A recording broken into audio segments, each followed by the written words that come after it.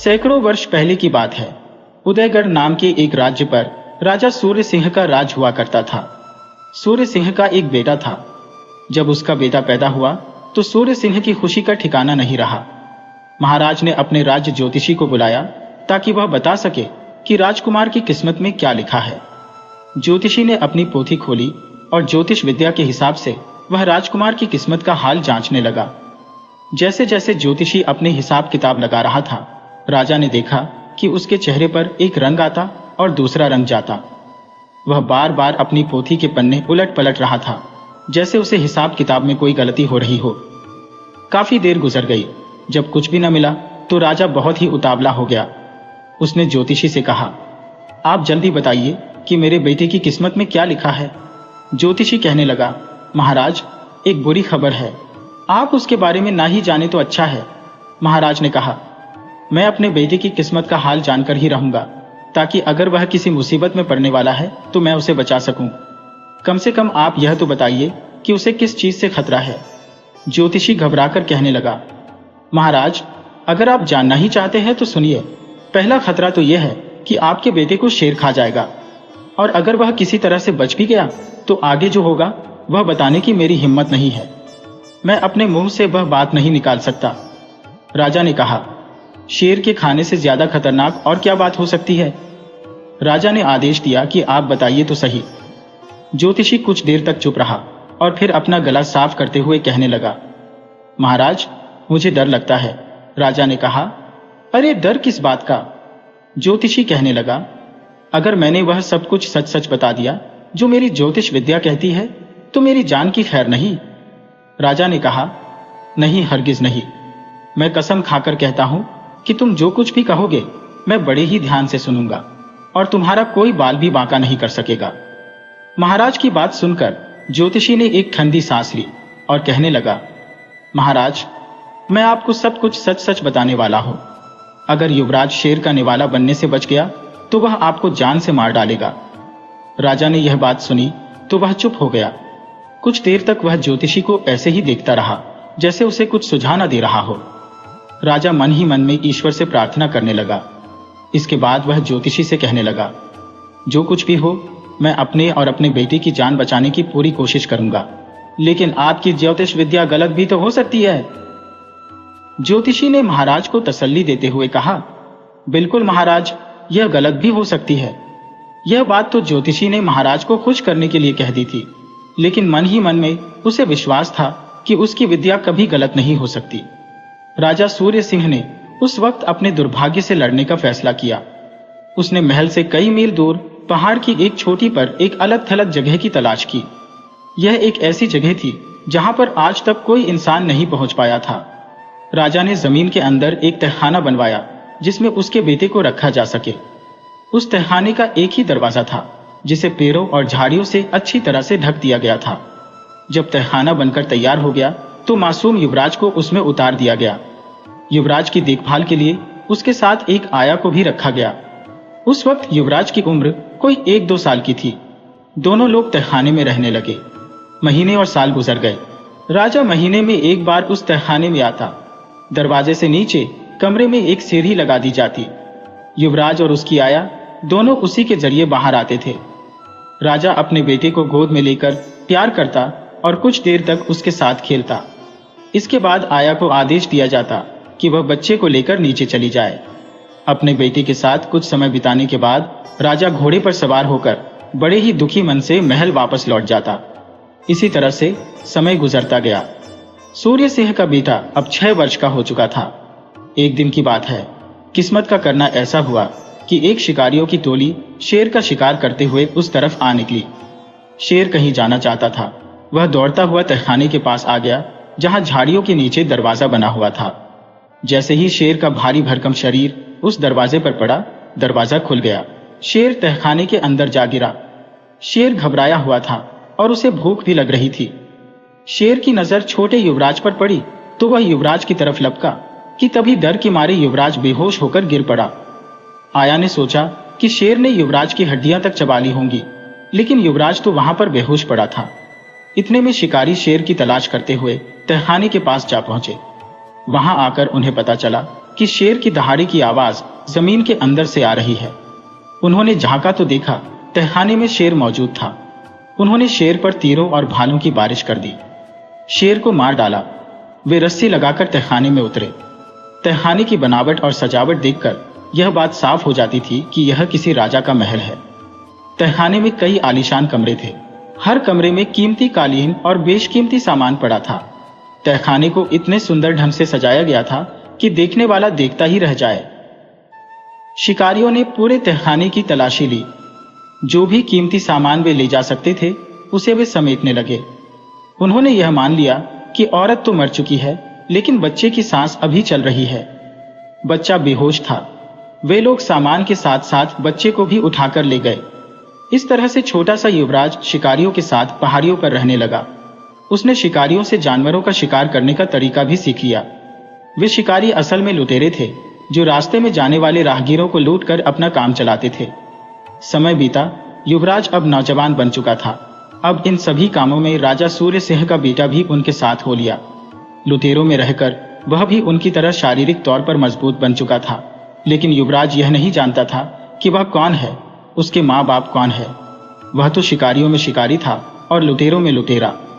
एक दिन शाम के वक्त युवराज अपने साथियों के साथ रास्ते से गुजरते हुए एक काफिले को लूटने के लिए उन पर हमला कर देता है। उस काफिले के लोगों ने लुटेरों का डटकर मुकाबला किया। दोनों ही तरफ से बहुत ही भयंकर लड़ाई हुई। युवराज जख्मी होकर बेहोश हो गया।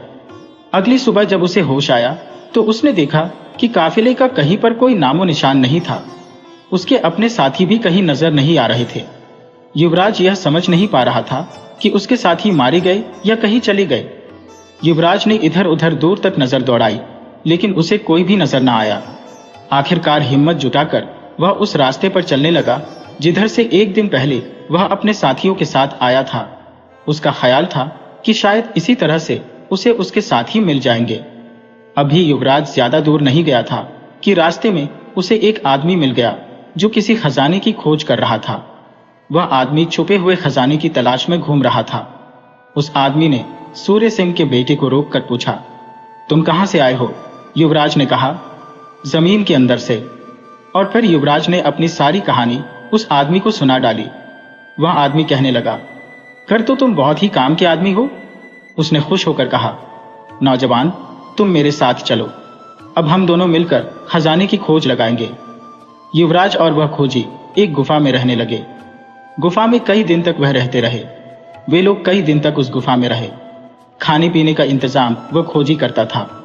कुछ ही दिनों में युवराज की सेहत बिल्कुल ठीक हो गई थी। अब वह पहले जैसा ताकतवर बन चुका था। एक दिन वह दोनों खजाने की खोज करने के लिए पहाड़ों की तरफ चल पड़े। खोजी को उस जगह के सारे रास्ते मालूम थे। आखिरकार वे एक पहाड़ की चोटी पर पहुंच गए और वहां पर खोजी आदमी ने अपनी जेब से एक नक्शा निकाला। फिर वह आसपास नजर दौड़ाने लगा। उसने हर तरफ घूमकर देखा।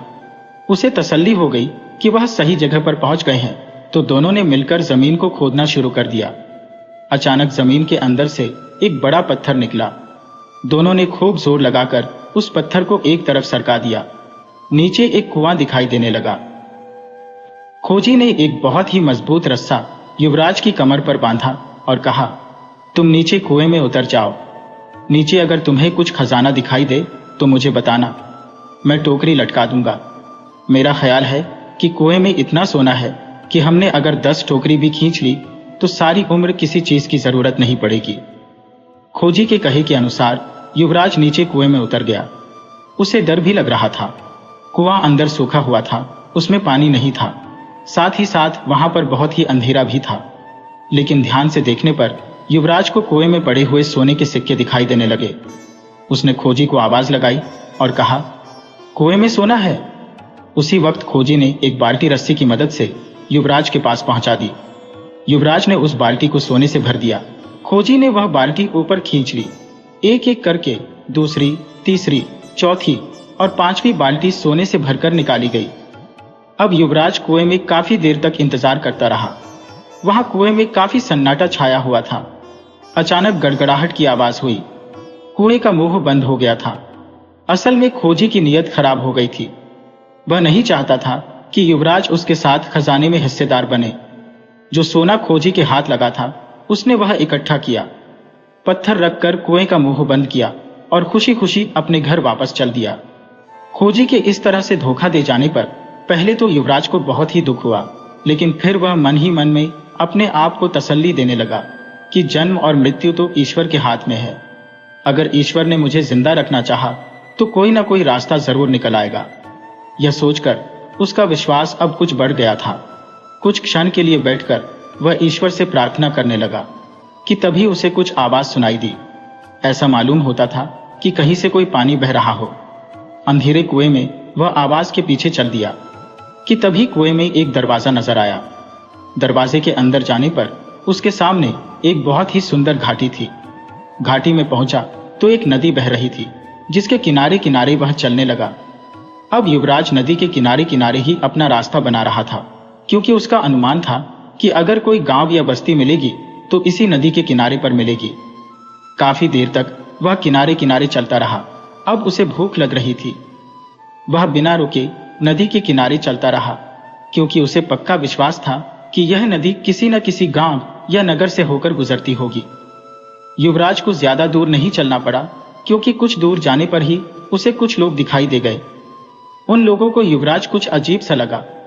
वे लोग युवराज को देखकर बिल्कुल भी खुश नहीं हुए, लेकिन जब युवराज ने उन्हें बताया कि वह किस तरह से मौत के मुंह से बचकर आया है और दुनिया में उसका कोई नहीं है, तो उन लोगों को युवराज पर दया आ गई। उन्होंने युवराज को खाने पीने के लिए दिया और साथ ही साथ अपने साथ रहने की अनुमति भी दे दी। जैसे जैसे समय बीता, वे लोग युवराज के दोस्त बन गए। अब युवराज को पता चला कि शुरू में इन लोगों ने उसे क्यों नापसंद किया था। असल बात यह थी कि ये लोग डकैत लुटेरे थे, जो आने जाने वालों को लूटकर अपना परिवार पालते थे। ये लोग नगर के बाहर घात लगाकर बैठे रहते थे। जो भी कोई उधर से गुजरता उसे ये लूट लेते। यह नगर राजा सूर्य सिंह के राज्य में ही आता था, यानी युवराज अब अपने पिता के साम्राज्य में पहुंच चुका था। युवराज अब इन लोगों के साथ बहुत ही घुल मिल चुका था। वह सोचने लगा कि अगर मेरी किस्मत में यही लिखा है तो मैं इन्हीं के साथ रहूंगा। अब युवराज भी उनके साथ चोरी और डकैती के काम में शामिल हो गया। इसी तरह से कई दिन बीत गए। इधर नगर के लोग जो इस लूटपाट से परेशान हो चुके थे, वह राजा सूर्य सिंह के पास पहुंचे और महाराज से प्रार्थना करने लगे कि हमें इन लुटेरों और डकैतों की लूटपाट से बचाइए। महाराज, शायद ही ऐसा कोई काफिला होगा जो बिना लूटे इस नगर में आ सके।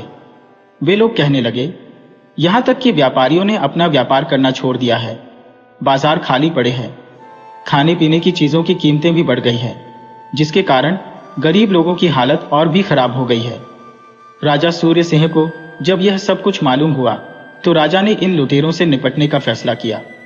उसने अपनी सेना को इकट्ठा किया और डकैतों से मुकाबला करने के लिए चल दिया। कुछ मील का रास्ता तय करने के बाद सूर्य सिंह की सेना डाकुओं के सिर पर जा पहुंची और डाकुओं पर हमला कर दिया। दोनों ही तरफ के लोगों में बड़ा ही घमासान युद्ध हुआ। क्योंकि लुटेरे संख्या में कम थे, इसीलिए राजा की सेना का पलड़ा भारी था। शाम होते होते लुटेरों के बहुत से साथी मारे गए या उन्हें कैद कर लिया गया।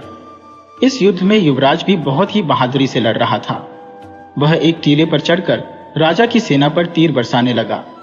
इन्हीं तीरों में से एक तीर राजा सूर्य सिंह की छाती में जा लगा। जख्मी हालत में राजा को वापस महल में लाया गया। तुरंत वैद्य को बुलाया गया। महाराज के सीने का जख्म काफी गहरा था। ऐसा लग रहा था कि राजा सूर्य सिंह अब ज्यादा दिन तक नहीं बचेंगे। वैद्य और हकीमों ने काफी इलाज किया, परंतु महाराज की सेहत में कोई सुधार नहीं हो रहा था। इसी हालत में कुछ दिन गुजरे। आखिरकार वैद्य और हकीमों ने कह दिया कि अब महाराज का अंतिम समय आ चुका है, इन्हें अब कोई नहीं बचा सकेगा।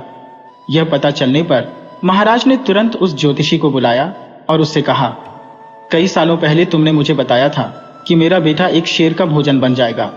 जी महाराज, मुझे अच्छी तरह से याद है। तो फिर तुम्हें यह भी याद होगा कि जब हमने उस तहखाने की तलाशी ली थी तो वहां शेर की लाश और मेरी पत्नी की लाश थी, लेकिन मेरे बेटे का कोई पता नहीं चला था। तो फिर क्या किसी ने मेरे बेटे को बचा लिया? और तुमने कहा था कि मेरी मौत मेरे बेटे के हाथों लिखी है, मगर मैं तो एक डाकू के तीर से मर रहा हूं, ऐसा कैसे हो सकता है? ज्योतिषी कहने लगा, हुजूर, आपका बेटा जिंदा है और वह इन्हीं डाकुओं में शामिल है। आपको तीर उसी ने मारा है।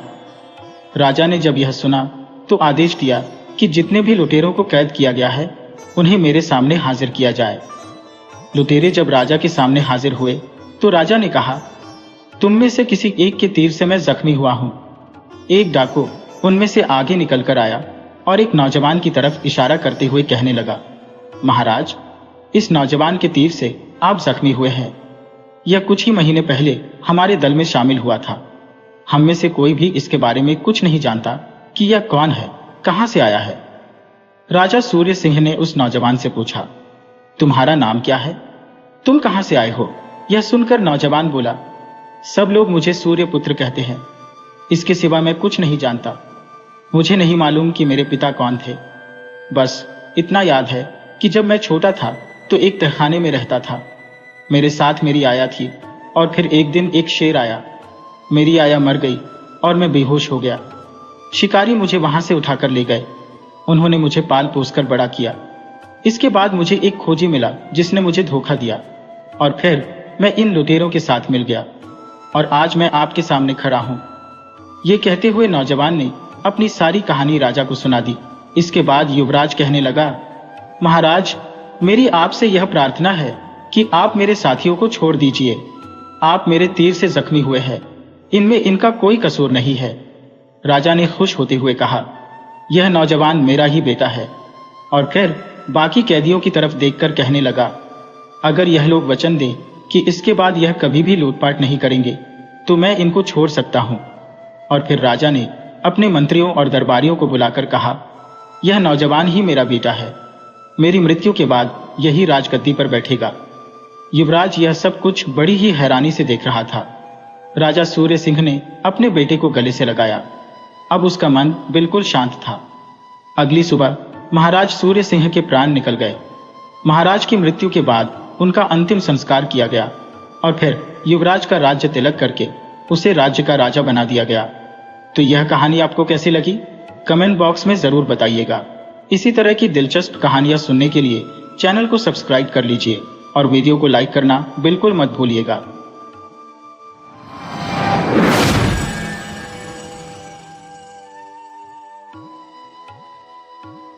एक बार की बात है, एक शक्तिशाली बादशाह हुआ करता था। वह अपने विजय अभियान में निरंतर अग्रसर रहते हुए कई देशों पर जीत हासिल कर चुका था। एक समय जब वह एक नए देश में पहुंचा तो अचानक बुखार ने उसे घेर लिया। यद्यपि वह इस दुश्मन देश पर विजय प्राप्त कर चुका था, परंतु बुखार की वजह से उसकी स्थिति दयनीय हो गई।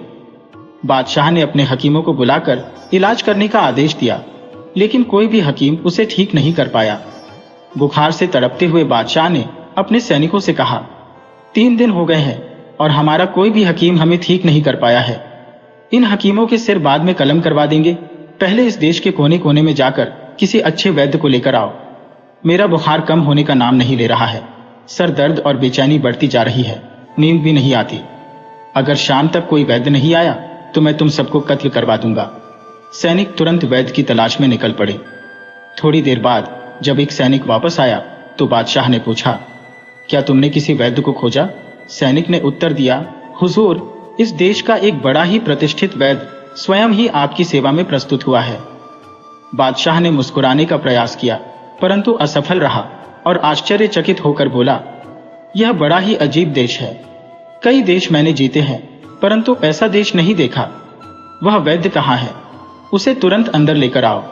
सैनिक ने उत्तर दिया, हुजूर, वह बाहर खड़ा है। आपका आदेश हो तो अभी लेकर आता हूं। बादशाह ने गुस्से में कहा, बकवास बंद करो। इसमें आदेश की क्या जरूरत है? समय पर काम करने के लिए अक्ल तुम में है नहीं। जल्दी जाओ और उसे लेकर आओ। बादशाह इतने जोर से बोल रहा था कि बाहर खड़ा वैद्य बिना बुलाए ही अंदर चला आया। मुस्कुराते हुए उसने कहा, बुलाने की जरूरत नहीं, मैंने अक्ल से काम लिया और खुद ही चला आया। बादशाह ने उसे देखते ही चौंक कर कहा, यह तो कोई दिव्य प्रकट हो गया हो। क्षण भर के लिए बादशाह अपनी बीमारी को भूल गया। उधर वैद्य भी बादशाह की सूरत का निरीक्षण करने लगा। बादशाह ने अपनी नब्ज दिखाने के लिए हाथ बढ़ाया, पर वैद्य ने गर्दन हिलाते हुए कहा, ना ना, नब्ज देखने की बजाय मैं सूरत और आंखों को देखता हूं। यह मियादी बुखार है, 27 दिन से पहले नहीं उतरेगा। वैद्य ने कुछ देर रुककर कहा, अब तक जो खाया पिया उसकी बात करने का कोई मतलब नहीं है। परंतु आज से भारी भोजन, मांस, मदिरा सब बंद। बुखार उतरने के बाद भी पूरे 15 दिन तक परहेज करना पड़ेगा, वरना बीमारी लौट सकती है और खतरनाक हो सकती है। बादशाह भीतर ही भीतर डर गया। युद्ध में हजारों की हत्या करने वाले को अपनी मौत का भय सताने लगा। वह तनिक हकलाते हुए बोला, खतरा किस बात का? मामूली बुखार से कैसा खतरा? साफ साफ बताओ। वैद्य ने कहा, यह मामूली बुखार नहीं है। 3 दिन जो बिस्तर पर्जी की है उसका भी बुरा असर हुआ है। अगर आप पूरी सावधानी बरते तभी उपचार करूंगा, अन्यथा नहीं। वैद्य की यह बातें सुनकर बादशाह और सैनिक दोनों ही नाराज हो गए। सैनिक ने तलवार की मूठ कसकर पकड़ी। बादशाह गुस्से में बोला, किसी सम्राट के आदेश की अवहेलना का मतलब जानते हो? और फिर मैं तो बादशाह हूं, मेरी शोहरत नहीं सुनी क्या? वैद्य ने उत्तर दिया, खूब सुनी है और आंखों से देखी भी है। आपका हिंसक रूप भी देखा है। सम्राट कुछ गहरे सोच में पड़ गया। वैद्य की परिपक्व दृष्टि ने उसे लक्षित किया। वैद्य आगे कुछ कहने वाला था कि बादशाह बोला, फिर भी तुम मेरे इलाज के लिए स्वयं चलकर आए। बात कुछ समझ में नहीं आई। वृद्ध वैद्य ने होठों पर मुस्कान लाते हुए कहा, इसमें समझने लायक कुछ भी भेद नहीं है। देश के प्रति मेरी निष्ठा और रोगी के प्रति मेरा कर्तव्य, यह 2 अलग अलग बातें हैं। दोनों को मिलाकर देखने से ही झमेला होता है। बादशाह ने गर्वित स्वर में कहा, मैं बादशाह हूं, महान बादशाह, विश्व सम्राट। वैद्य ने जवाब दिया, मुझे पूरा होश है, तभी तो बिना बुलाए चला आया। बादशाह ने तत्काल कहा, मेहरबानी करके अब यह चर्चा बंद करें। बाकी सब औषधियां तो मैं लाया हूं, पर एक जड़ी बूटी जंगल से लानी पड़ेगी। बिना आज्ञा लिए ही वैद्य बाहर की ओर चल दिया। बादशाह ने आज्ञा दी, सुनो। 2 सैनिक हरदम इसके साथ रहें। और फिर अपने आप से धीरे धीरे कहने लगा, बड़े विचित्र लोग हैं यहाँ के, क्या बच्चे, क्या बूढ़े और क्या औरतें। थोड़ी देर बाद वैद्य एक कटोरे में काढ़ा लेकर आया और बादशाह को देते हुए बोला, 3-3 घड़ी के बाद मैं खुद अपनी निगरानी में आपको यह दवा पिलाऊंगा। बादशाह मना करने वाला था, लेकिन सैनिक ने लपक कर कटोरा छीन लिया और बड़े रुआब से बोला, पहली खुराक वैद्य जी आपको ही पीनी पड़ेगी, यही शाही कायदा है। अपनी कमजोरी छिपाने के लिए बादशाह तत्काल उठ बैठा और बूढ़ी को देखते हुए कहा, कहीं इसमें प्राणघातक जहर तो नहीं मिला हुआ? परंतु मैं आपके हाथों से जहर भी पीने को तैयार हूं। बादशाह ने कटोरा लिया और दवा गटक ली। लेटने की इच्छा होते हुए भी बादशाह लेटा नहीं, कुछ देर तक बैठा रहा। अपनी जिज्ञासा प्रकट करते हुए बादशाह ने पूछा, आपको मेरी बीमारी का पता कैसे चला? ना तो आपने किसी से पूछा और ना ही किसी ने आपको बताया। वैद्य मुस्कुराते हुए बोला, जिस तरह दूर दराज के पक्षी को पानी का पता चलता है, भंवर को फूलों का और मधुमक्खियों को पराग का पता चलता है, वैसे ही मुझे आपकी बीमारी का पता चला। बादशाह वैद्य को देखता रहा। दूसरे दिन सुबह सवेरे ही वैद्य ने दवा पिलाते समय बादशाह को चेताया, करीब 85 घड़ियों तक सीने में जलन, शरीर में टूटन, सिर में दर्द, जी में घबराहट और बेचैनी रहेगी। किसी तरह की चिंता ना करें, मामूली हिम्मत से काम लें। 3 दिन के बाद गाय का दूध और उसमें अंजीर का सेवन करें। मुझे पूरी आशा है कि आप पहले से अधिक तंदुरुस्त हो जाएंगे। अनुभवी वैद्य ने जैसा कहा वैसा ही हुआ। सम्राट की हालत धीरे धीरे बिगड़ती गई, परंतु 85 घड़ियों तक उसकी स्थिति स्थिर रही। विश्व विजेता की हालत बेहद खराब थी। उसकी सेना में हजारों बहादुर योद्धा थे जो पसीने की जगह खून बहाते थे। फिर भी उसकी बीमारी का कोई उपचार नहीं कर सका। उसके सीने में जैसे आग सुलग रही थी, हथेलियों में जलन थी, पैरों में जलन थी और आंतों में कुलबुलाहट थी। बादशाह लगभग बेहोशी की स्थिति में था और इस बेहोशी में उसे अजीबोगरीब अनुभव हो रहे थे। उसे वे सभी नगर दिखाई देने लगे जो उसने नष्ट कर दिए थे, और वे लोग भी जो युद्ध में उसके हाथों मारे गए थे। लेकिन 85 घड़ियां गुजरते ही मानो उस बुरे सपने का अंत हो गया। बादशाह को लगा कि वह मरते मरते बच गया। जब उसके अपने हकीम उसका इलाज नहीं कर पाए तो यह हकीम सबसे कामयाब रहा। बादशाह ने वैद्य की ओर कृतज्ञता भरी नजरों से देखा और वैद्य ने वात्सल्य भाव से अपने रोगी को निहारा। बीमारी झेलने के बाद अब सम्राट को स्वस्थ जीवन की अहमियत समझ में आई थी। सम्राट ने वैद्य से पूछा, यदि संयोग से आप मेरा उपचार नहीं करते तो सच बताइए, क्या मैं मर जाता? वैद्य इसी अवसर की प्रतीक्षा में था। उसने दृढ़ स्वर में कहा, नहीं, अभी तुम्हारी उम्र शेष है। बादशाह ने व्यग्र होकर पूछा, कितनी उम्र शेष है? बताइए कितनी? वैद्य ने कहा। क्यों जानना चाहते हो? ना जानना ही ठीक रहेगा, राजा के लिए भी और प्रजा के लिए भी। परंतु बादशाह ने आग्रह किया, मैं जानना चाहता हूं। वैद्य ने समझाते हुए कहा, मरना तो सबको ही है, आप परेशान क्यों होते हैं? आपके पिताश्री भी मरे और आप भी एक दिन इस दुनिया से चले जाएंगे, ऐसा ही होता आया है। बादशाह ने विरोध किया, नहीं, वे मरे नहीं थे, उनकी तो हत्या हुई थी। मौत अपने जिम्मे कुछ नहीं लेती, उसे तो बस बहाना चाहिए। समय पर जो बहाना मिल जाए, बस इतना ही काफी है उसके लिए। वैद्य ने तनिक गंभीर स्वर में कहा, क्या तुम सचमुच अमर होना चाहते हो? बादशाह ने बेबाकी से उत्तर दिया, मैं तो नहीं चाहता। वैद्य ने पूछा, आप किस लालच में अमर होना चाहते हैं भला? बादशाह ने गर्व से कहा, मेरे पास अमर होने की कई कारण है। मेरा साम्राज्य, हजारों गुलाम, बेशुमार दौलत, अनगिनत हीरे मोती, इतना बड़ा साम्राज्य आज तक किसी बादशाह का नहीं हुआ। वैद्य ने सोच विचार करके कहा, यदि तुम्हारी ऐसी प्रचंड कामना है तो तुम्हें अमर होने का उपाय भी मैं बता सकता हूं। मेरे सिवाय उस उपाय को कोई नहीं जानता। वचन दो कि तुम किसी को भी नहीं बताओगे। बादशाह की खुशी का ठिकाना नहीं रहा, जैसे तारों भरा आकाश उसकी मुट्ठी में आ गया हो। उसने उत्साहित होकर कहा, नहीं, हरगिज नहीं बताऊंगा। अपनी बेगम को भी नहीं बताऊंगा, जिसे मैं बहुत चाहता हूं। बस एक बात और है कि मैं समय के साथ बूढ़ा भी नहीं होना चाहता। जैसा आज हूं वैसा ही बना रहूं। बूढ़े वैद्य ने कुछ क्षण सोचने के बाद गंभीर स्वर में कहना आरंभ किया, मैं प्रार्थना करता हूं कि ईश्वर तुम्हें सद्बुद्धि प्रदान करें।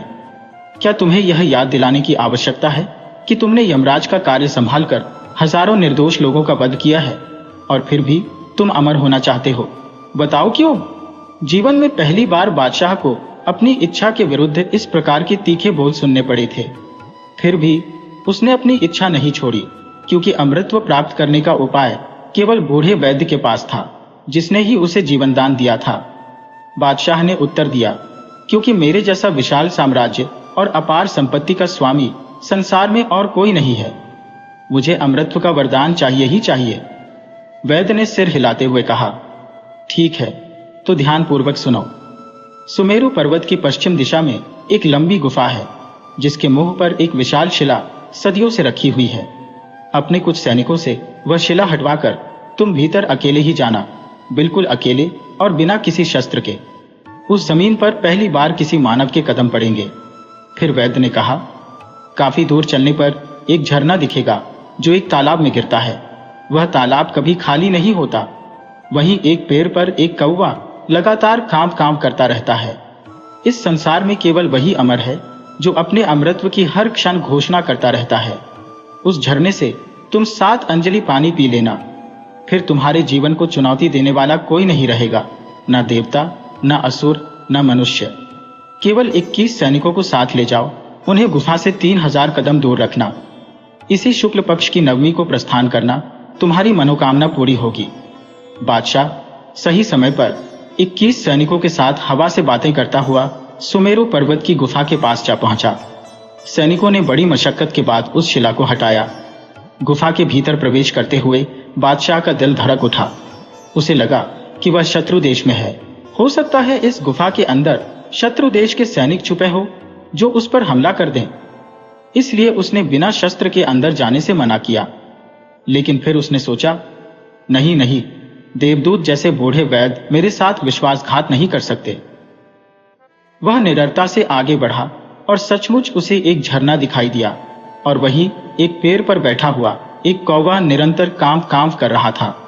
बादशाह का विस्मय और उल्लास बेशुमार था। गुफा के अंदर यह मध्यम रोशनी कहां से आ रही थी? उसने अपनी आंखों से देखा कि गुफा में बेशकीमती हीरे बिखरे पड़े थे। कौवे के अलावा वहां कोई जीवित प्राणी नहीं दिखा। तो क्या कौवा ही इस खजाने का मालिक है? बादशाह ने सोचा कि पहले मैं झरने का पानी पी लूं, फिर इन सभी हीरों को अपने कब्जे में लाऊंगा। इधर कौवा लगातार कांप कांप की ध्वनि कर रहा था। बादशाह ने चौंक कर उधर देखा। कौवा एक तक बादशाह को ही घूर रहा था। अमृतत्व की लालसा में बादशाह ने पानी की तरफ अपने हाथ बढ़ाए, लेकिन कौवे की ललकार सुनकर वह रुक गया। कौवा बोला, जहां ठहरे हो बादशाह वहीं ठहर जाओ। मेरी इच्छा के बिना इस झरने की एक बूंद भी पी ली तो यहीं पर ढेर हो जाओगे। जिस गलती के कारण मैं हजारों वर्षों से अमृता का अभिशाप भोग रहा हूं, वह गलती तुम कभी मत करना। मैं इस अमर जीवन से तंग आ गया हूं। न जाने कितनी सदियों से मैं मरना चाहता हूं, लेकिन मर नहीं सकता। लगातार यह काम काम की ध्वनि मेरे अपने ही कानों को शून्य कर रही है। जिस माया की तुम इच्छा कर रहे हो, मैं उसका एकमात्र स्वामी हूं। अगर तुम मृत्यु के देवता यमराज के पास जाकर मेरे लिए मरने का उपाय ले आओगे तो यह सारा खजाना तुम्हारे हवाले कर दूंगा। मुझे तो यह खजाना फूटी आंख नहीं सुहाता। मेरी मृत्यु के बाद जितना चाहो उतना झरने का पानी पी लेना। बादशाह ने कौवे से निपटने के लिए तलवार हाथ में ली। तब कौवा बोला, ना रे ना, जिस तलवार से तूने हजारों लोगों को मौत के घाट उतारा, मैं उससे मरने वाला नहीं हूं। ना अग्नि में जलकर, ना पानी में डूबकर, और ना ही किसी विष को खाकर मैं आत्महत्या कर सकता हूं। भगवान भले ही मर जाए, मैं नहीं मर सकता। जीने का सुख और आनंद तभी है जब मरने का संयोग उसके साथ जुड़ा हो। मृत्यु विहीन अमृता से बड़ा अभिशाप और कुछ नहीं है। मैं इस दुर्भाग्य की त्रासदी भुगत रहा हूं।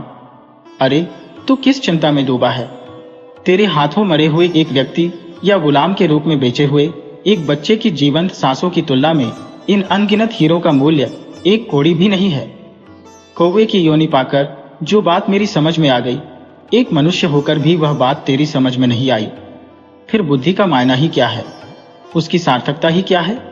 काम काम अपनी ख्याति के बढ़ते दौर में और विश्व विजेता बादशाह होने के बावजूद बादशाह एक कौवे से पराजित होकर उल्टे पांव वापस लौट पड़ा। कौवे की बातों ने बादशाह के मन पर गहरा असर डाला और बादशाह ने अमर होने की इच्छा छोड़ दी। उन दोनों में से कौन महान है, बादशाह या कौवा? कौवा या बादशाह? इस प्रश्न का उत्तर आज तक नहीं मिल पाया। बनारस के रहने वाले लाला ज्ञानचंद अपने कमरे में हिसाब किताब जांच रहे थे कि तभी उनके पुत्र बाबू नानक चंद आए और बोले, पिताजी, मैं यहाँ पर पड़े पड़े उकता गया हूँ। आपकी आज्ञा हो तो मैं सैर पर निकल जाऊं। 2-1 महीने में लौट आऊंगा। ज्ञानचंद ने उसकी तरफ तीखी निगाह से देखा और व्यंग्यपूर्ण स्वर में बोले, क्यों, क्या यहाँ पर तुम्हारे लिए कुछ कम दिलचस्पियां हैं? ज्ञानचंद ने अपने बेटे नानक चंद को सीधे रास्ते पर लाने की बहुत कोशिश की थी, मगर सफल ना हुए। उनकी डांट फटकार और समझाना बुझाना बेकार हुआ। नानक चंद की संगति अच्छी न थी। वह पीने पिलाने और राग रंग में डूबा रहता था। जब ज्ञानचंद ने यह बात सुनी तो उन्हें अच्छा न लगा। तब नानक चंद बेधड़क होकर बोला, यहां पर जी नहीं लगता। कश्मीर की बहुत तारीफ सुनी है, अब वहीं पर जाने की सोचता हूं। ज्ञानचंद ने हंसकर कहा, बहुत अच्छे, तो फिर तुम चले जाओ। नानक चंद ने कहा, तो रुपए तो दीजिए, इस समय मुझे 5,000 की सख्त जरूरत है। ज्ञानचंद ने कहा, ऐसी फिजूल बातें मुझसे मत किया करो, मैं तुम्हें कई बार समझा चुका हूं। नानक चंद ने हट करना शुरू किया और बूढ़े लाला इनकार करते रहे। फिर नानक चंद झुंझलाकर बोला, अच्छा, कुछ मत दीजिए, मैं ऐसे ही चला जाऊंगा। ज्ञानचंद ने कलेजा मजबूत करते हुए कहा, बेशक, तुम में इतनी हिम्मत है तो चले जाओ, वहां पर भी तुम्हारे कई भाई बंधु बैठे हैं। नानक चंद ने कहा, न मुझे किसी की कोई परवाह है, न आपका रुपया चाहिए। आपका रुपया आपको ही मुबारक हो। नानक चंद की यह चाल हमेशा कामयाब रही। वह अकेला लड़का था। बूढ़े लाला साहब ढीले पड़ गए, रुपया दे दिया और खुशामद की। उसी दिन नानक चंद कश्मीर की सैर के लिए रवाना हो गया। मगर नानक चंद यहां से अकेला ना गया था। उसकी प्रेम की बातें आज सफल हो गई थी।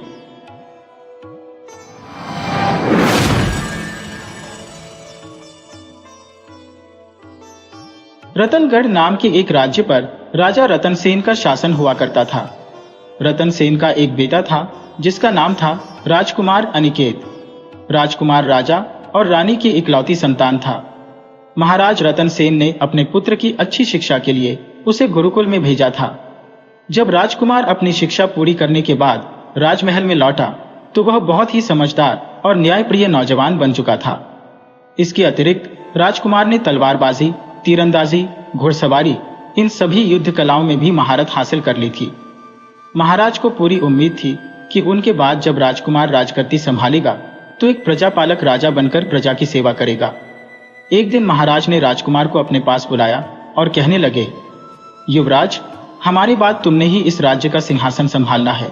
इस राज्य के होने वाले राजा तुम ही हो। लेकिन मेरी एक इच्छा है कि तुम राजगद्दी संभालने से पहले इस दुनिया को घूम फिर लो, इस संसार का भ्रमण कर लो, क्योंकि मेरा मानना यह है कि इस यात्रा से तुम बहुत सी बातें सीख पाओगे। तुम्हें इस तरह के अनुभव प्राप्त होंगे जो राजमहल में रहकर नहीं हो सकते, और वे सभी अनुभव राजा बनने के बाद तुम्हारे बहुत ही काम आएंगे। इस भ्रमण के बाद तुम्हें पता चलेगा कि हमारी जनता के सुख दुख क्या है। तो बस तुम अपने सफर की तैयारी कर लो। लेकिन यह बात याद रखना कि इस सफर के दौरान तुम एक राजकुमार नहीं बल्कि एक साधारण मनुष्य बनकर जाओगे। किसी को भी इस बारे में पता न लगे कि तुम एक राजकुमार हो, इसलिए तुम एक साधारण व्यक्ति का वेश बनाकर दुनिया की यात्रा करने के लिए निकलोगे। इसके अलावा महल से निकलते हुए तुम्हारे पास कुछ भी धन नहीं होगा, ना ही सवारी करने के लिए कोई घोड़ा होगा। यात्रा के दौरान धन कमाने के लिए तुम्हें मेहनत मजदूरी करनी पड़ेगी। इसी से तुम जान सकोगे कि हमारे राज्य के गरीब लोग किस तरह से अपना जीवन यापन करते हैं, उन्हें किस तरह की मुश्किलें जीवन में झेलनी पड़ती है। इसके बाद जब तुम लौटकर वापस महल में आओगे तो तुम्हारे पास अपना कमाया हुआ धन भी होना चाहिए। यह धन तुम अपनी मेहनत और ईमानदारी से कमाओगे। अगर तुम इन शर्तों को पूरा करते हुए सफल हुए तो मैं समझूंगा कि इस राज्य की बागडोर तुम बहुत ही अच्छे से संभाल सकोगे। राजकुमार ने महाराज को इस बात का वचन दिया कि वह इन सभी शर्तों को पूरा करेगा, और फिर राजकुमार ने दुनिया के सफर पर जाने के लिए तैयारी शुरू कर दी। राजकुमार के महल को छोड़कर जाने की खबर जब महारानी तक पहुंची तो वह बहुत ही परेशान हुई। अपनी मां की परेशानी को देखते हुए राजकुमार अपनी मां को समझाने लगा और कहने लगा, मुझे यह एक बहुत ही अच्छा अवसर मिला है। मैं दुनिया के सफर पर निकलूंगा तो मुझे बहुत कुछ सीखने को मिलेगा, और इस यात्रा का अनुभव करना मेरे लिए बहुत ही आवश्यक है। यह अनुभव मेरी आने वाली जिंदगी में मुझे बहुत ही काम आएगा। महारानी ने दिल पर पत्थर रखकर राजकुमार को जाने की आज्ञा दे दी। अगले दिन राजकुमार दुनिया के सफर पर निकल पड़ा। राजकुमार के शरीर पर ना तो कीमती कपड़े थे और ना ही उसके पास कोई घोड़ा था।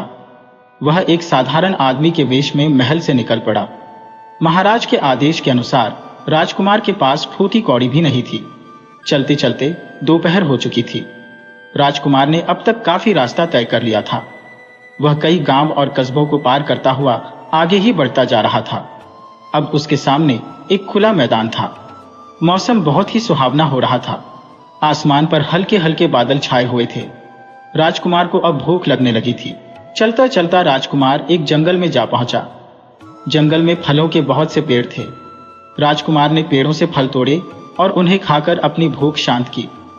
जंगल में कई ऐसी झाड़ियां थी जिन पर बेर लगे हुए थे।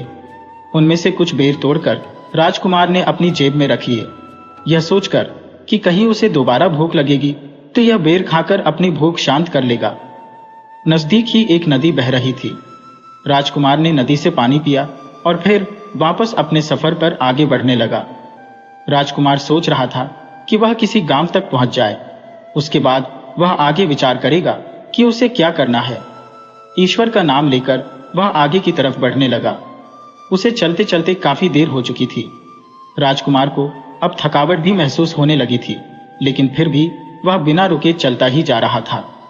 कुछ देर के बाद उसे नजदीक ही कुछ घर दिखाई देने लगे। उसकी नजरों के सामने छोटे छोटे घर नजर आ रहे थे। राजकुमार खुश हुआ और वह तेज गति से उस ओर बढ़ने लगा। गांव तक पहुंचने में राजकुमार को ज्यादा देर नहीं लगी।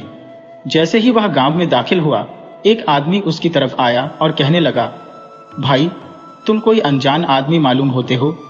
तुम्हें यहां पर पहले कभी भी नहीं देखा। क्या तुम किसी काम की तलाश में हो? राजकुमार कहने लगा, जी श्रीमान, आपने बिल्कुल ठीक कहा। मैं कोई काम करना चाहता हूं ताकि मैं कुछ धन कमाकर अपने आगे के सफर पर बढ़ सकूं।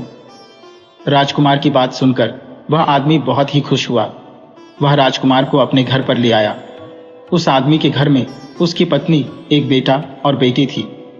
उसे देखकर आदमी का परिवार भी बहुत ही खुश हुआ। जंगल पार करते समय राजकुमार ने जो बेर अपने पास रख लिए थे, वो बेर उसने बच्चों को दे दिए। बेर पाकर दोनों बच्चे बहुत ही खुश हुए। थोड़ी ही देर में उस आदमी की पत्नी ने खाना तैयार कर लिया। दोनों को खाना परोसा गया और खाना खाने के बाद वह आदमी राजकुमार से कहने लगा, मेरा नाम भजनलाल है। मैंने कुछ दिन पहले ही गांव में एक बहुत बड़ा जमीन का टुकड़ा खरीदा है। मैं उस जमीन पर खेती बाड़ी शुरू करना चाहता हूँ, मगर जमीन का वह टुकड़ा बहुत ही ऊंचा नीचा है। मैं उसको समतल नहीं कर सकता। इस काम को तुम करोगे और जब वह जमीन समतल हो जाएगी और उसमें बीज बो दिए जाएंगे, तब तुम्हारी छुट्टी हो जाएगी।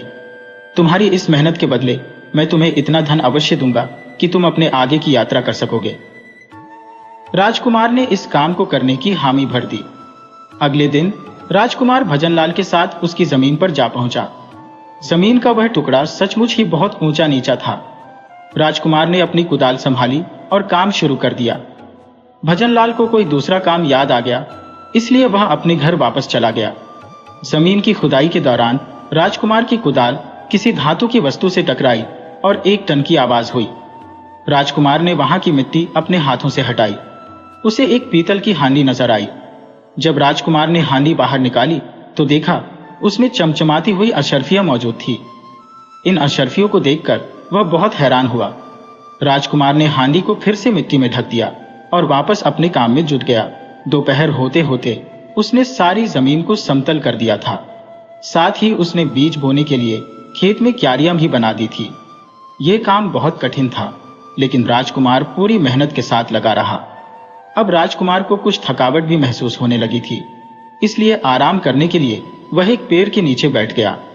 भजनलाल को गए हुए काफी देर हो चुकी थी। जब वह अपने घर से वापस लौटा, तब तक राजकुमार अपना काम खत्म कर चुका था। खेत की जमीन बिल्कुल समतल हो चुकी थी। भजनलाल ने राजकुमार के काम की बहुत तारीफ की। भजनलाल अपने साथ खाना भी लेकर आया था और फिर दोनों ने एक साथ बैठकर खाना खाया। राजकुमार ने अभी तक भजनलाल को अशर्फियों की हांडी के बारे में कुछ नहीं बताया था।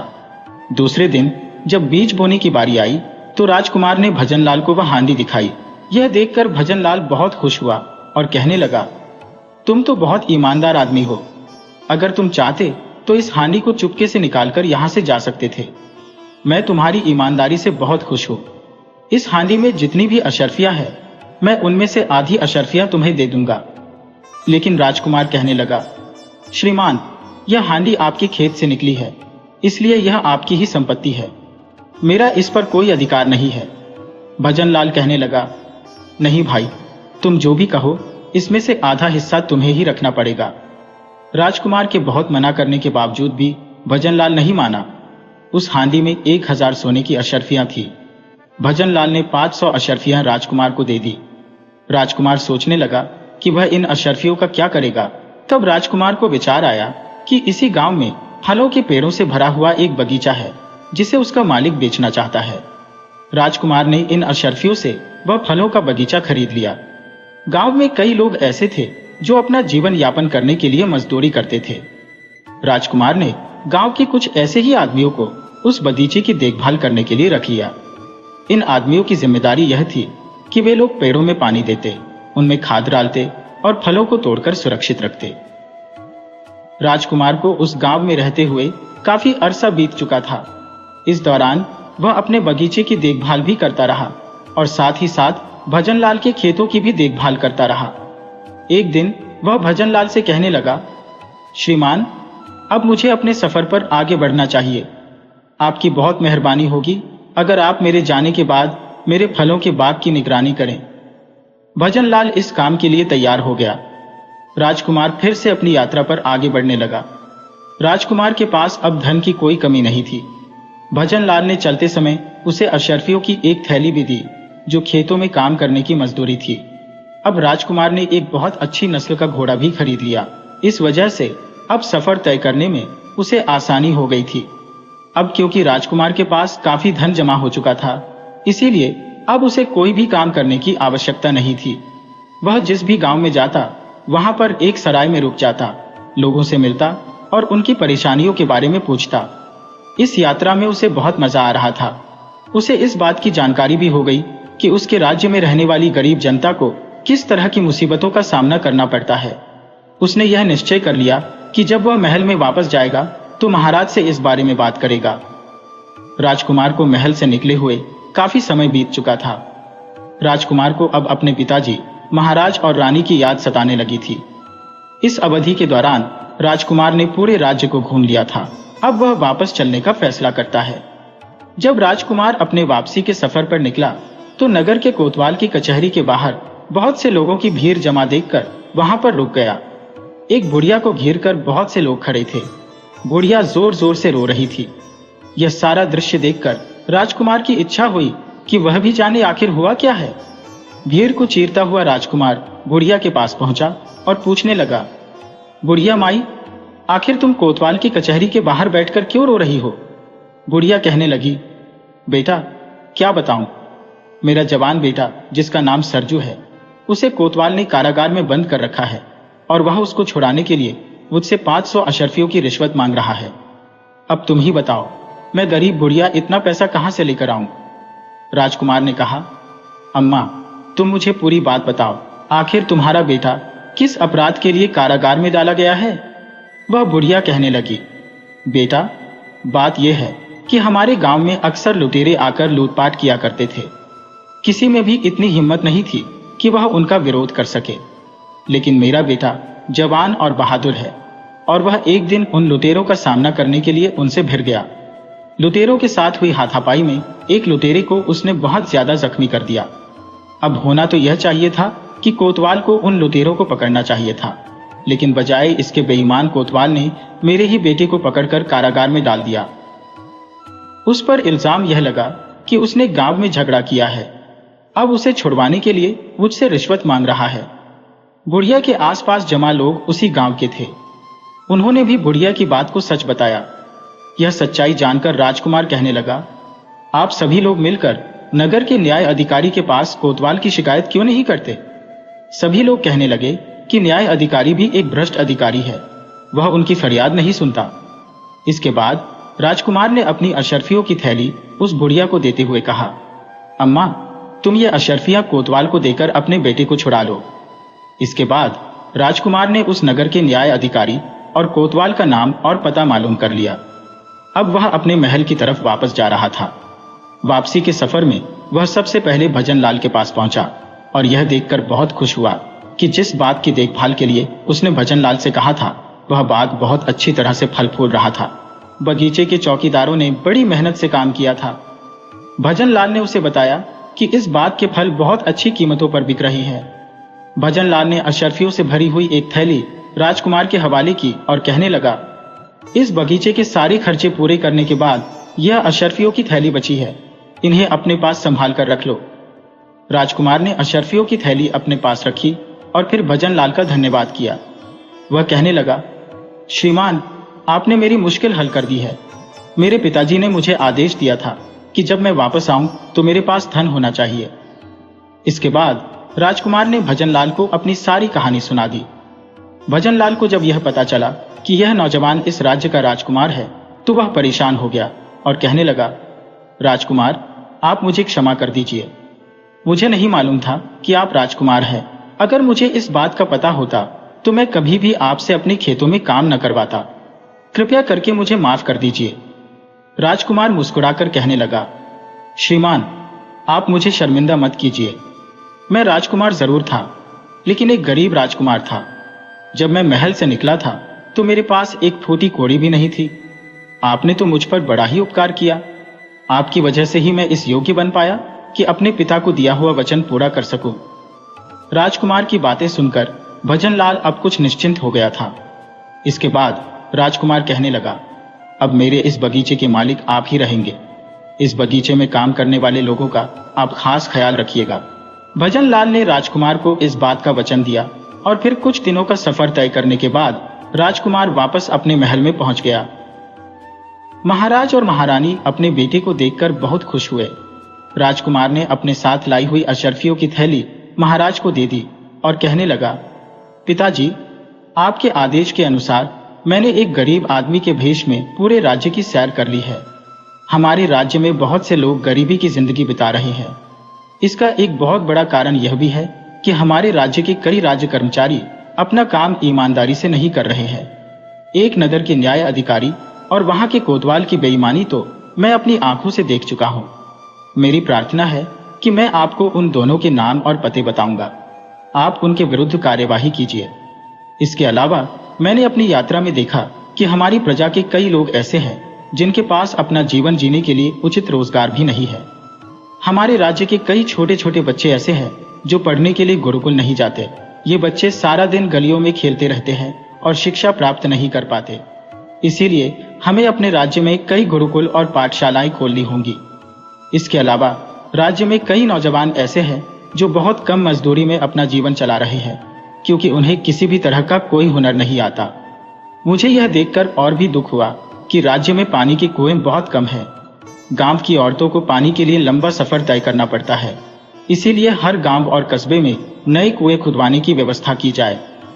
महाराज अपने बेटे की सभी बातें सुनकर बड़े खुश हुए और कहने लगे, राजकुमार, हमें मालूम है कि यह सभी बातें जानने के लिए तुमने बहुत तकलीफें उठाई हैं, लेकिन इन बातों से अब हमारी आंखें खुल चुकी हैं। हम कल से ही यह आदेश जारी करेंगे कि राज्य में गुरुकुल और पाठशालाएं खोली जाएं। हर गांव और देहात में जगह जगह कुएं खुदवाए जाएं। राज्य के नौजवानों को अलग अलग तरह के हुनर सिखाने की व्यवस्था की जाए। साथ ही अपने राज्य कर्मचारियों को पूरी ईमानदारी से काम करने का आदेश भी दिया जाएगा। यदि कोई भी बेईमानी करते हुए या रिश्वत लेते हुए पकड़ा गया तो उसे तुरंत कारावास में डाला जाएगा।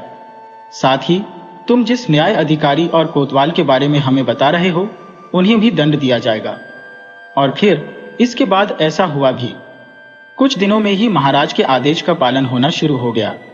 ज्यादा समय नहीं लगा और महाराज के आदेशों की वजह से राज्य की जनता अब खुशहाली से अपना जीवन बिताने लगी।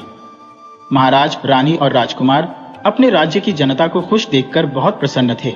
कुछ समय के बाद राजकुमार का विवाह पड़ोस के ही एक राज्य की सुंदर राजकुमारी के साथ कर दिया गया। इसके बाद महाराज ने अपने बेटे का राज तिलक किया और अपने राज की राजगद्दी उसे सौंप दी। साथ ही अपनी बाकी की जिंदगी ईश्वर की भक्ति में गुजारने लगे। तो दोस्तों, आपको आज की कहानी कैसी लगी, ये कमेंट करके जरूर बताइएगा। इसी तरह की मजेदार कहानियां देखने के लिए चैनल को सब्सक्राइब कर लीजिए और वीडियो को लाइक करना बिल्कुल मत भूलिए।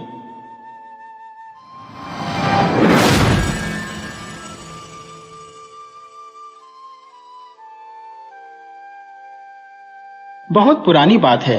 एक गांव में अलगू चौधरी और ह्यूमन नाम के दो अभिन्न मित्र रहते थे। दोनों के बीच घनिष्ठ मित्रता थी और वे साझा खेती करते थे। कुछ आर्थिक लेन देन भी आपसी था।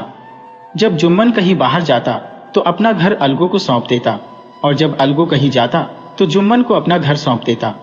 उनके बीच न तो खान पान का कोई व्यवहार था और न ही धर्म का कोई संबंध।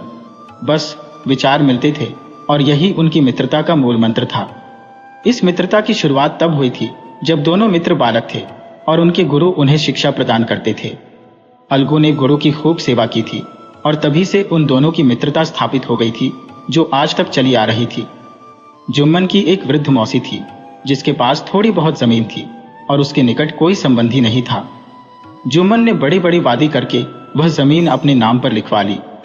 जब तक जमीन जुम्मन के कब्जे में नहीं आई थी तब तक मौसी का खूब आदर सत्कार होता रहा। स्वादिष्ट व्यंजन परोसे गए, लेकिन जमीन मिलने के बाद सब कुछ बदल गया। जुम्मन की पत्नी कड़वी बातों के साथ रोटियां देने लगी और जुम्मन भी बिल्कुल निष्ठुर हो गया। बेचारी मौसी को रोज कड़वी बातें सुननी पड़ती थी। जुम्मन की पत्नी कहती, बुढ़िया ना जाने कब जाएगी, 2-3 रोटियां क्या दे दी, मानो माल ही ले लिया हो। मौसी ने काफी समय तक यह सब सहा, पर जब सहन शक्ति जवाब दे गई तो उसने जुम्मन से कहा, बेटा, तुम्हारे साथ मेरा निर्वाह नहीं हो रहा, मुझे तो कुछ खाने को दे दिया करो, मैं अपना पका लूंगी। जुम्मन ने कठोरता से जवाब दिया, रुपए कहाँ फलते हैं? मौसी ने विनम्रता से कहा, मुझे कुछ रूखा सूखा तो चाहिए ही। जुम्मन ने गंभीर स्वर में कहा, मुझे थोड़े ही पता था कि तू मौत से लड़कर आई हो। अब मौसी बिगड़ गई और उसने पंचायत करने की धमकी दे दी। जुम्मन हंसा और बोला, हाँ जरूर पंचायत करो, फैसला हो जाने दो, मुझे भी यह रोज की खटखट पसंद नहीं है। जुम्मन को बिल्कुल भी शक नहीं था कि पंचायत में जीत किसकी होगी। आसपास के गांव में ऐसा कोई नहीं था जो जुम्मन के अनुग्रहों का ऋणी न हो। ऐसा कोई नहीं था जो उसे शत्रु बनाने का साहस कर सके। आसमान से फरिश्ते तो पंचायत करने नहीं आएंगे। इसके बाद कई दिनों तक बूढ़ी मौसी आसपास के गांवों में घूमती रही। कमर झुक गई थी और एक एक कदम चलना मुश्किल हो गया था। बिरले ही कोई भला आदमी होगा जिसके सामने बुढ़िया ने दुख के आंसू न बहाए हो। आखिरकार मौसी अनुज चौधरी के पास आई और बोली, बेटा तुम भी मेरी पंचायत में चले आना। अलगू चौधरी ने कहा, बुलाकर क्या करोगी? गांव के आदमी तो आएंगे ही, निमंत्रण तो सबको रहेगा। अब आना या न आना उन पर निर्भर है। अलगू ने कहा, मैं तो आ जाऊंगा, मगर पंचायत में मूर्खों का भाग क्यों बनूंगा? मौसी ने गंभीर स्वर में कहा, जुम्मन मेरा पुराना मित्र है, उसे बिगाड़ नहीं सकता। अलगू चौधरी के पास इस सवाल का कोई उत्तर नहीं था। उसके हृदय में यह शब्द गूंज रहे थे कि क्या बिगड़ने के डर से ईमान की बात न कहोगे?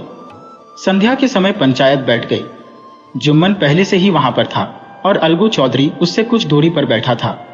वहां भारी भीड़ जमा थी, अधिकतर लोग केवल दर्शक थे। चारों ओर कोलाहल मचा हुआ था। मौसी ने विनती की, पंचो आज 3 साल हो गए हैं जब मैंने सारी जायदाद अपने भांजे जुम्मन के नाम लिखी थी। उसने मुझे रोटी और कपड़ा देने का वादा किया था, परंतु अब न तो मुझे पेट भर रोटी मिलती है और न तन पर कपड़ा। मैं बहुत बुरी स्थिति में हूं, आप लोग ही मेरा न्याय कीजिए। रामधन ने पूछा, जुम्मन किसे पंच चुनते हो? जुम्मन ने विनम्रता से कहा, मौसी जिसे चाहे उसे पंच चुने, मुझे कोई ऐतराज नहीं है। मौसी ने अलगू चौधरी को सरपंच चुना।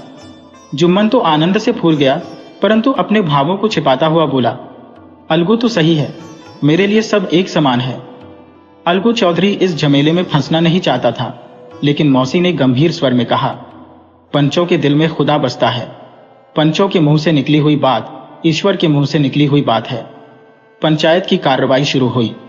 अलगू चौधरी बोले, जुम्मन हम और तुम पुराने दोस्त हैं, मगर इस समय तुम और बड़ी मौसी दोनों ही हमारी निगाह में बराबर हो।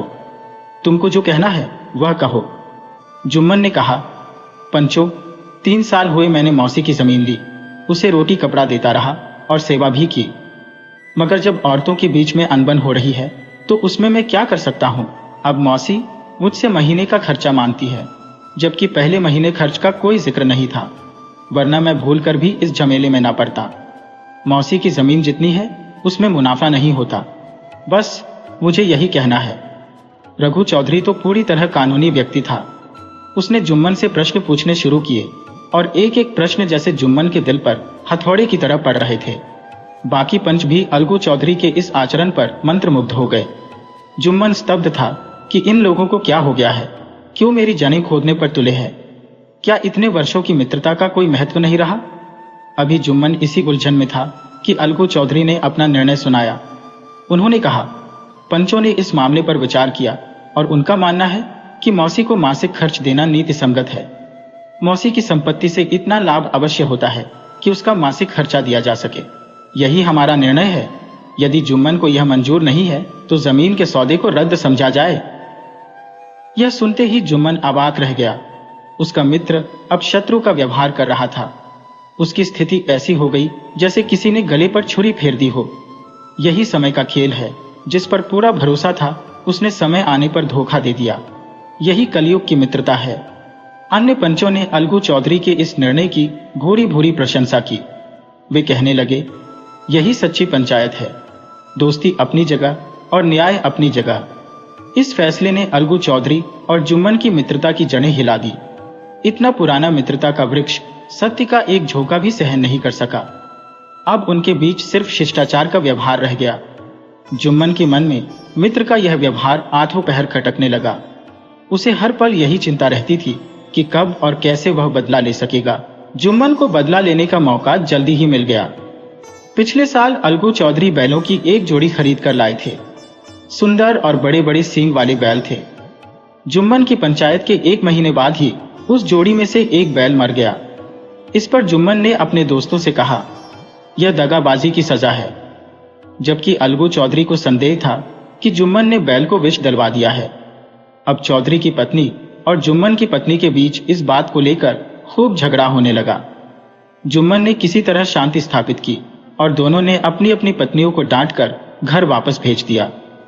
अलगू चौधरी ने सोचा कि अकेला बैल किस काम का। उसका जोड़ा ढूंढने की बहुत कोशिश की पर न मिला। अंततः यह फैसला लिया गया कि इसे बेच देना चाहिए। गांव में एक समझू साहू था जो एक बैल वाली इक्का गाड़ी चलाता था।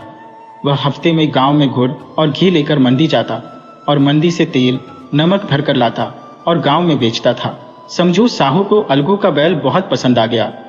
उसने सोचा, यह बैल मेरे लिए बहुत लाभकारी होगा। उसने बैल देखा, गाड़ी में दौड़ाया, मोल तोल किया और उसे लाकर अपने द्वार पर बांध दिया। 1 महीने में दाम चुकाने का वादा भी कर दिया। अलगू को भी बैल बेचने की जल्दी थी, तो उसने घाटे की परवाह नहीं की। समझू साहू ने नया बैल पाया तो उसे रगड़ने लगा। वह दिन में 3-3, 4-4 खेपें करने लगा। न बैल की आराम की फिक्र, न उसके पानी की। मंडी ले जाते वक्त भी कुछ सूखा भूसा उसके आगे डाल दिया।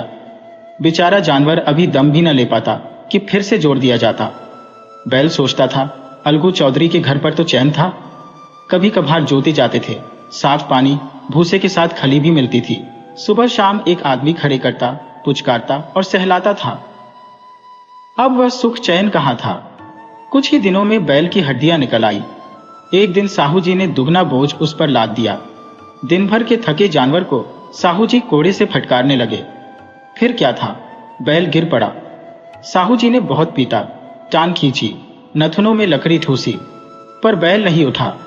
साहू जी खूब चिल्लाए, पर दूर दूर तक कोई नजर नहीं आया। आसपास कोई गांव भी नहीं था। लगे बैल को कोसने, तुझे मरना ही था तो घर पहुंचकर मरता। बीच रास्ते में ही मर गया। अब गाड़ी कौन खींचे, बीच रास्ते में छोड़कर भी नहीं जा सकते। साहू जी ने रात वहीं बिताने का निर्णय किया। सुबह जब नींद खुली तो देखा रुपयों की थैली गायब थी और तेल के कई कनस्तर भी नदारद थे। साहू जी सिर पीटने लगे और पछाड़ खाकर गिरने लगे। रोते बिलखते घर पहुंचे और अपनी पत्नी को पूरी बात बताई। पत्नी पहले तो बहुत रोई, फिर अलगू चौधरी को गालियां देने लगी। इस घटना को कई महीने बीत चुके थे। अलगू जब भी अपने बैल का दाम मांगने जाता तो साहू और उसकी पत्नी उसे कुत्ते की तरह झपट पड़ते। कहने लगते, यहां तो सारी कमाई लुट गई, सत्यानाश हो गया और इन्हें अपने दामों की पड़ी है। मुर्दा बैल दे दिया था और दाम मांगने चले आए। हमारी आंखों में धूल झोंक दी और सत्यानाशी बैल हमारे गले में बांध दिया। हम दाम क्यों दें? ज्यादा हो तो हमारा बैल खोल कर ले जाओ, महीने भर के बदले 2 महीने जोत लो, और क्या लोगे? चौधरी के शत्रु गांव में कम न थे। ऐसे मौके पर वे भी जमा हो जाते और साहू जी की बातों में हाँ मिलाने लगते। लेकिन चौधरी जी अपने पैसे हाथ से जाने नहीं दे सकते थे। एक दिन बात इतनी बढ़ गई कि हाथापाई तक पहुंच गई। शोर सुनकर गांव के एक सज्जन ने सुझाव दिया कि इस तरह मामला नहीं सुलझेगा, पंचायत बुला लो, जो भी निर्णय होगा उसे मान लो। साहू जी सहमत हो गए और अनुज चौधरी ने भी हामी भर दी। पंचायत की तैयारियां शुरू हो गईं। दोनों पक्षों ने अपने अपने समर्थक जुटाने शुरू कर दिए। तीसरे दिन पंचायत बुलाई गई। रामधन ने कहा, अब देर क्यों, पंचों का चुनाव हो जाना चाहिए। बोलो चौधरी, किसे पंच चुनते हो? अलगू चौधरी ने विनम्रता से कहा, समझू साहू ही चुन ले। समझू कड़क कर बोला, मेरी ओर से जुम्मन पंच होगा। जुम्मन का नाम सुनते ही चौधरी का दिल धड़कने लगा, जैसे किसी ने उसे थप्पड़ मार दिया हो। रामधन ने अलगू चौधरी से पूछा, क्यों चौधरी, तुम्हें कोई ऐतराज है? अनुज चौधरी ने निराशा भरे स्वर में कहा, नहीं, मुझे कोई ऐतराज नहीं है। सरपंच का उच्च पद ग्रहण करते ही जुम्मन के मन में अपनी जिम्मेदारी का भाव जाग उठा। उसने सोचा, मैं इस वक्त न्याय और धर्म के सर्वोच्च स्थान पर बैठा हूं। मेरे मुख से जो भी निकलेगा वह देववाणी के समान होगा और देववाणी में मन का मैल नहीं होना चाहिए। पंचों ने दोनों पक्षों से सवाल जवाब किए। बहुत देर तक दोनों दल अपने अपने पक्ष का समर्थन करते रहे। सब इस बात पर सहमत थे कि समझू साहू को बैल का मूल्य देना चाहिए, लेकिन वह बैल की मौत की वजह से कुछ रियायत चाहता था। 2 पंच समझू साहू को भी दंड देना चाहते थे, क्योंकि उनके अत्याचारों के कारण बैल की मौत हुई थी। अंत में जुम्मन ने अपना फैसला सुनाया। उसने कहा, चौधरी और समझू साहू, पंचों ने तुम्हारे मामले पर गहराई से विचार किया है। समझू साहू को बैल की उचित कीमत चुकानी होगी। जिस वक्त बैल उन्हें दिया गया था वह स्वस्थ था। अगर उसी समय दाम दे दिए जाते तो आज समझू उसे वापस लेने का आग्रह नहीं करता। बैल की मृत्यु कठिन परिश्रम और चारे के अभाव के कारण हुई है। रामधन ने कहा, समझू ने बैल को जानबूझकर मारा है, इसलिए उसे दंड मिलना चाहिए। जुम्मन ने उत्तर दिया, यह दूसरा सवाल है, हम इससे मतलब नहीं रखते। साहू जी ने कहा, हमारे साथ कुछ रियायत होनी चाहिए। जुम्मन ने कहा, यह अनुज चौधरी की इच्छा पर निर्भर है। अगर वह रियायत करना चाहे तो यह उनकी भलमनसाहत होगी। अलगू चौधरी खुशी से झूम उठे और जोर से पंच परमेश्वर की जय बोलने लगे। उनके प्रतिनिधि भी चारों ओर पंच परमेश्वर की जय के नारे लगाने लगे। वे बोले, यह मनुष्य का काम नहीं है, पंच में परमेश्वर का वास होता है, यही उनकी महिमा है। पंचों के सामने झूठे को कौन सच्चा कह सकता है। थोड़ी देर बाद जुम्मन अलगू चौधरी के पास गए, उन्हें गले से लगा लिया और बोले, भैया, जब से तुमने मेरी पंचायत की है तब से मैं तुम्हारा प्राणघातक शत्रु बन बैठा था, लेकिन आज मुझे ज्ञात हुआ कि पंच के पद पर बैठकर कोई भी अपने दोस्त या दुश्मन को नहीं देखता, केवल न्याय को देखता है। आज मुझे विश्वास हो गया कि पंच की जुबान में खुदा का वास होता है। अलगू रोने लगे। इस आंसू से दोनों के दिलों का मैल धुल गया।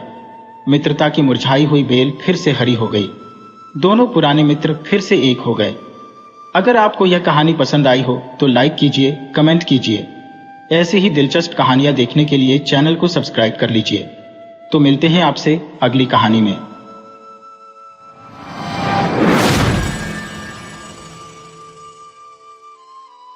कुछ समय पहले की बात है।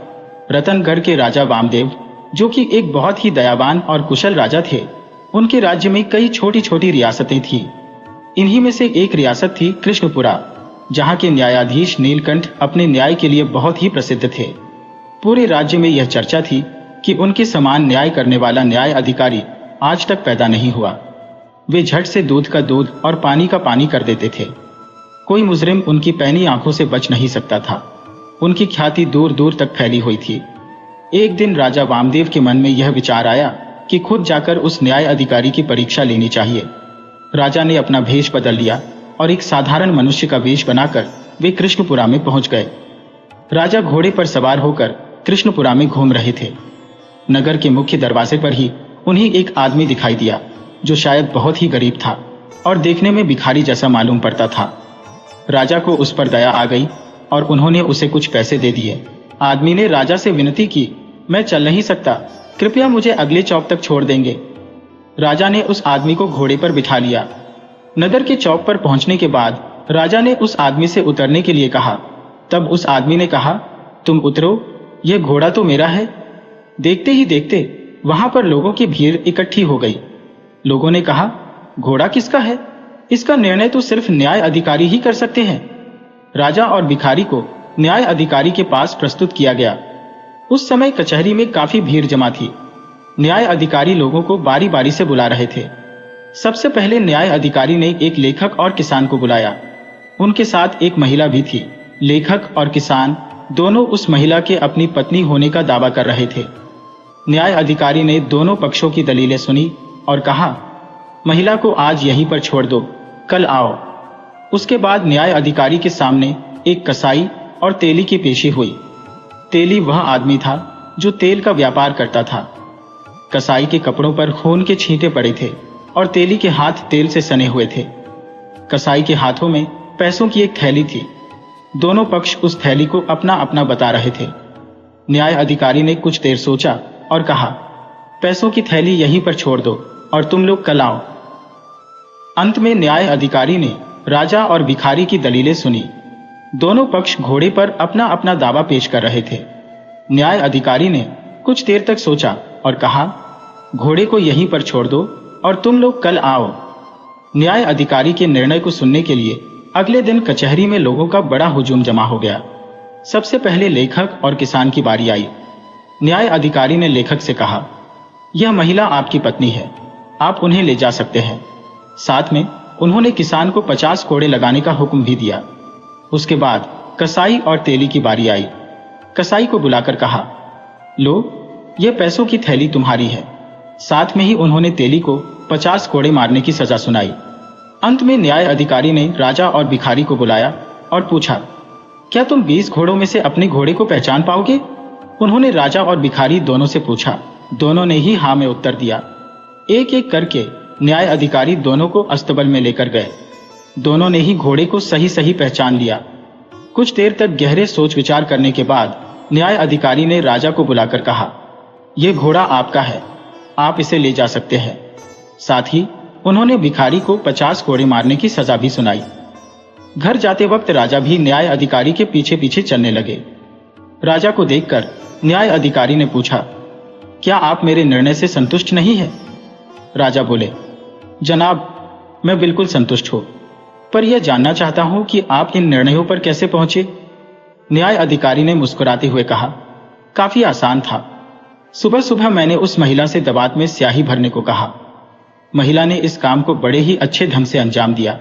इससे मुझे लगा कि वह लेखक की पत्नी ही होगी। जहां तक पैसों की थैली की बात है, मैंने सोते वक्त सिक्कों को एक पानी के बर्तन में डाल दिया था। सुबह देखा तो पानी में कोई तेल नहीं दिखा।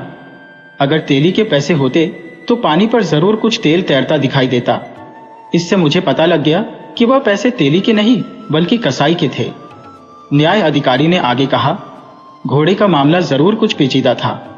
मैं आप दोनों को अस्तबल में घोड़े की पहचान कराने के लिए नहीं ले गया था।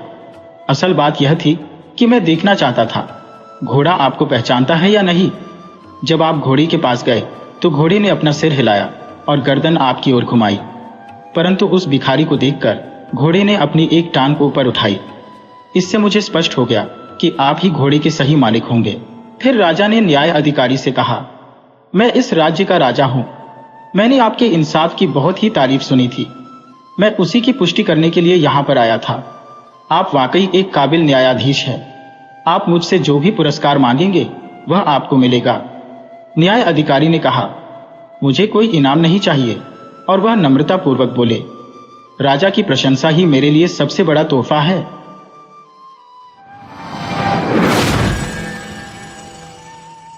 वीडियो अच्छी लगी हो तो इसे लाइक करें और ऐसी ही मजेदार कहानियों के लिए चैनल को सब्सक्राइब करें और बेल आइकन दबाएं। ज़्यादा से ज़्यादा अपने दोस्तों को शेयर करें। धन्यवाद।